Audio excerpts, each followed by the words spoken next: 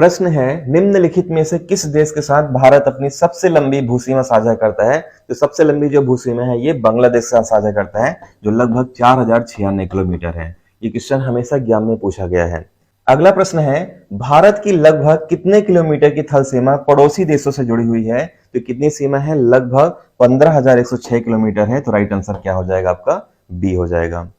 अगला प्रश्न है, भारत की मानक याम्योत्तर इनमें से किस स्थान से होकर गुजरती है? तो मानक समय रेखा कहां से गुजरती है? तो आपको ध्यान रखना ये गुजरता है मिर्जापुर से। और कौन कौन से राज्यों से गुजरता है? तो आपको ध्यान रखना है उत्तर प्रदेश, मध्य प्रदेश, छत्तीसगढ़, उड़ीसा और आंध्र प्रदेश, यानी 5 राज्यों से गुजरता है। अगला प्रश्न है, सबसे पूर्वी अरुणाचल प्रदेश में सूर्योदय पश्चिमी गुजरात में सूर्योदय से कितने घंटे पहले होता है? तो कितने घंटे पहले होता है?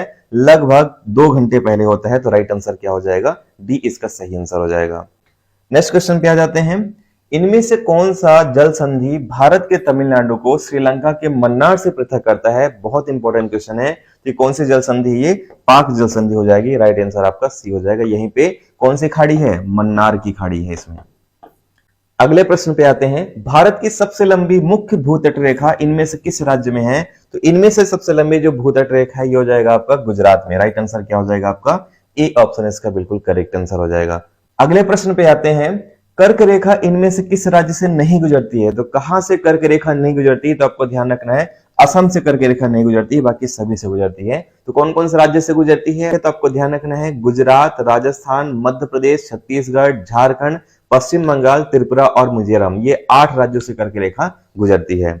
अगले प्रश्न पे आते हैं, कितने भारतीय राज्यों की सीमाएं नेपाल से जुड़ी हुई हैं? तो आपको ध्यान रखना है नेपाल से जो सीमाएं जुड़ी हैं 5 राज्य जुड़ी हैं। राइट आंसर आपका डी हो जाएगा। कौन कौन से राज्य हैं? तो देख लीजिए, उत्तराखंड, उत्तर प्रदेश, बिहार, पश्चिम बंगाल और सिक्किम है।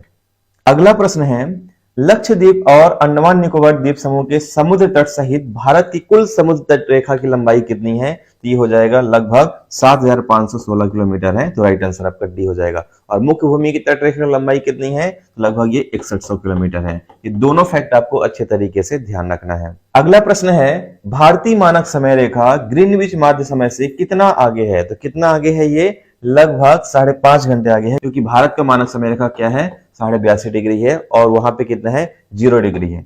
एक क्वेश्चन आपको कमेंट करके बताना है, रेड क्लिफ रेखा किन 2 देशों के बीच की अंतरराष्ट्रीय सीमा रेखा है? भारत और बांग्लादेश, भारत पाकिस्तान, भारत और नेपाल, भारत और चाइना। और अगर आप हमारे व्हाट्सएप ग्रुप को ज्वाइन करना चाहते हैं तो आपको स्क्रीन में एक नंबर दिख रहा होगा, वहां पे व्हाट्सएप पे मैसेज कर सकते हैं। वहां पे लाइव क्लास और पीडीएफ पूरा मिलेगा।